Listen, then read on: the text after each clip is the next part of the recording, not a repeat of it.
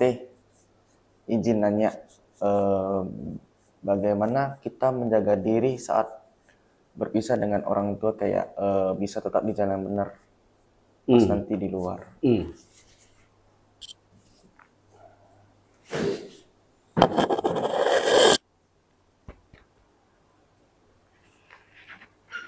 Gimana menjaga diri sewaktu berada di luar pengawasan orang tua?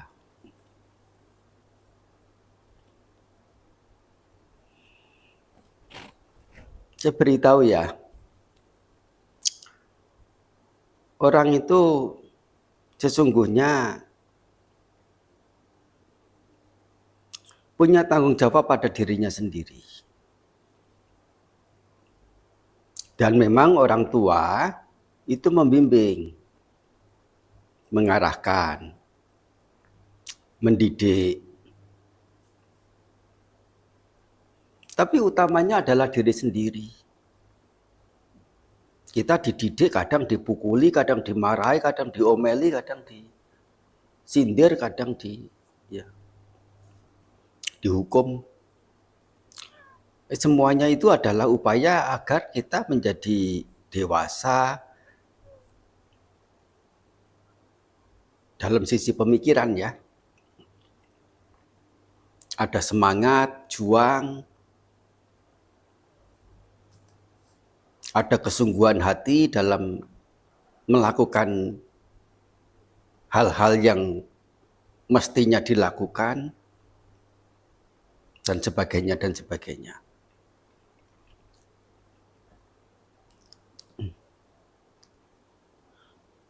Orang tua berperan pada anaknya itu hanya 10%, dan bahkan itu itu melebihkan. Nggak sampai 10% terhadap seorang anak. Selebihnya adalah anak itu sendiri. Jangankan setelah anak itu lepas dari pengawasan orang tua, berada bersama orang tua. Saat bersama dengan orang tua satu rumah pun, bisa enggak orang tua itu pantau cara seorang anak, cara anak dia berpikir dari jam ke jam, dari menit ke menit, dari detik ke detik, anakku mikir apa ini?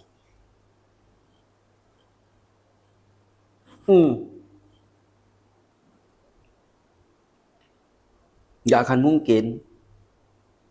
Sesekali kasih tahu, seminggu sekali atau 3 hari sekali, diberi tahu setiap hari saja, anaknya sudah ngomel-ngomel. Balik.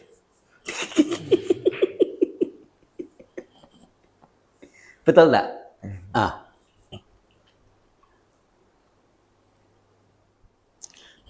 Pegangannya tetap sama, yaitu hal baik dan hal yang benar.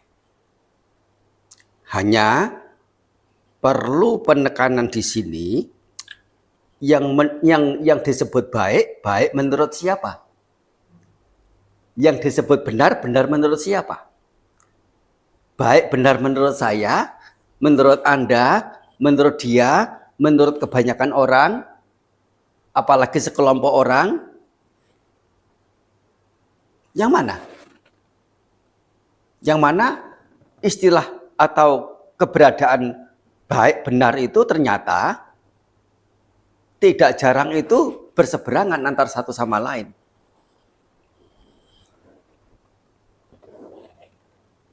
Kalau kamu dibully terus, disakiti, kamu mesti balas. Itu harga diri kamu. Itu cara kamu membela diri. Ini adalah sesuatu yang sudah sebenarnya. Yang perlu diri sendiri lakukan untuk diri sendiri. Ini adalah kalimat yang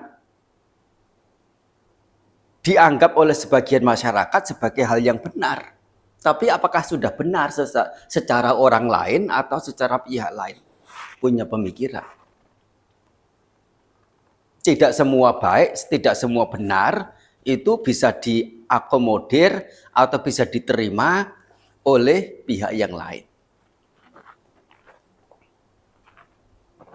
Sehingga di sini yang menjadi patokan utama adalah punya keyakinan kepada sosok bijaksanawan.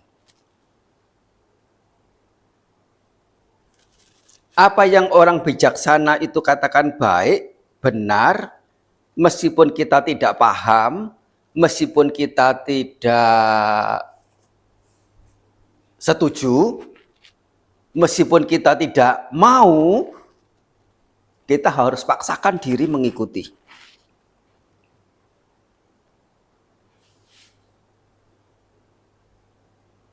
Banyak hal yang kita tidak setuju terhadap orang bijaksana, kemudian melakukan hal yang seperti diri sendiri pikirkan yang dirasa benar itu.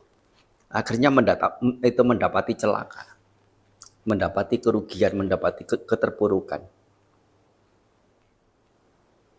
Baik yang kita tidak tahu, baik yang kita tidak mau lakukan sesungguhnya, tapi kalau itu adalah yang dinyatakan baik, benar oleh bijaksanawan, sang bijaksanawan, tidak lain kita mengarah pada Sang Guru Agung Buddha. Meneguh negakkan keyakinan. Lebih dari itu adalah banyak mengingat apa yang beliau ajarkan. Mengingat apa yang beliau ajarkan bisa dengan rajin mendengar ajaran beliau, membaca buku-buku yang berkaitan dengan ajaran beliau. Menjadi pengingat. Dan pengingat ini adalah alat yang ampuh dalam seseorang itu membawa diri pada hal-hal yang bermanfaat. Terlebih jika didasari dengan keyakinan, saddha. Saddha keyakinan di sini apa? Tadi itu. Terlepas dari itu kita tidak paham, terlepas dari kita itu tidak setuju, terlepas dari kita tidak mau, kita merasa harus melakukan. Ditambah lagi dengan pengingatan lewat mendengar atau membaca.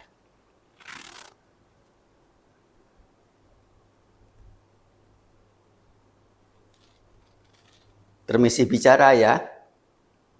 10 orang tua dikumpulkan, jika kita punya 10 orang tua bisa begitu ya.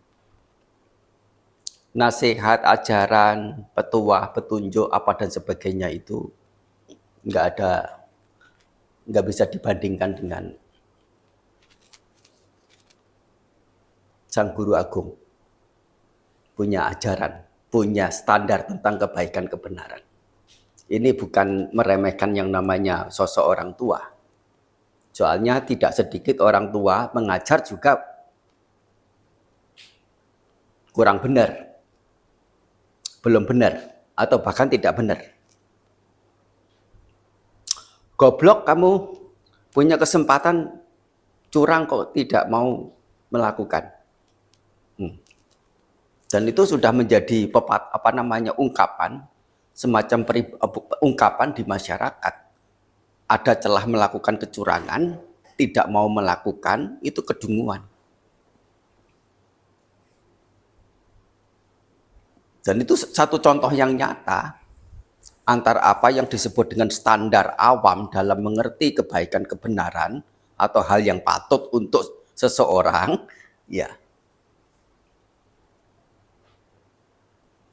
dengan apa yang orang bijaksana akan katakan, punya potensi yang sangat besar, yaitu berbeda, yaitu bahkan berlawanan. Tentu satu hal yang bisa kita andalkan dari orang tua adalah apapun yang dia katakan berawal dari niatan baik, tetapi masih bergantung pada standar cara dia punya pemikiran, standar dia punya pengetahuan. Dasar niatannya baik, tidak usah diragukan. Sehingga tentu berada bersama dengan orang tua dibandingkan dengan berada di luar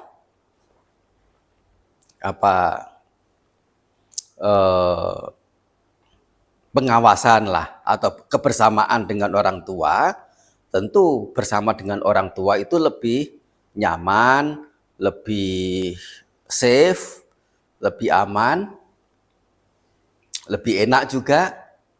Bukan anaknya yang membantu, tapi mama papanya yang jadi pembantu. Bukan nyindir ya. Hanya nyodok dikit.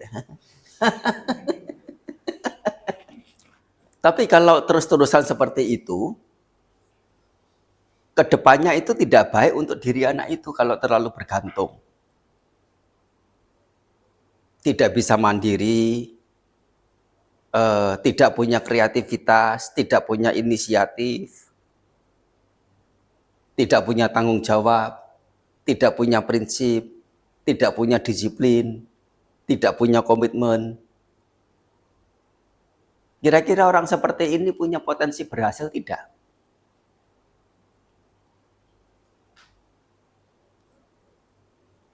Dan itu ditambah beberapa orang tua yang terlalu cengeng. Anaknya sudah kuliah juga sudah selesai, mau kerja di luar kota diganduli, jangan, nanti kamu siapa yang rawat, siapa kamu yang ngurusi.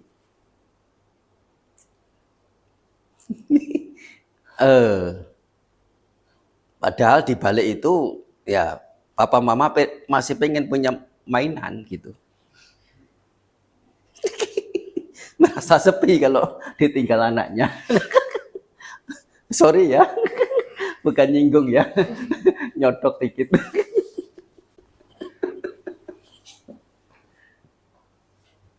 Ya, kira-kira begitu ya, kurang lebihnya.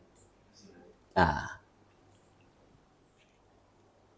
Sabitiyo wiwajanto sabarogo winasatu mate bhavatwantarayo sukhiti khayuko bhava abhiwadana silisa cattaro dhamma waddhanti ayu anno sukhang balang.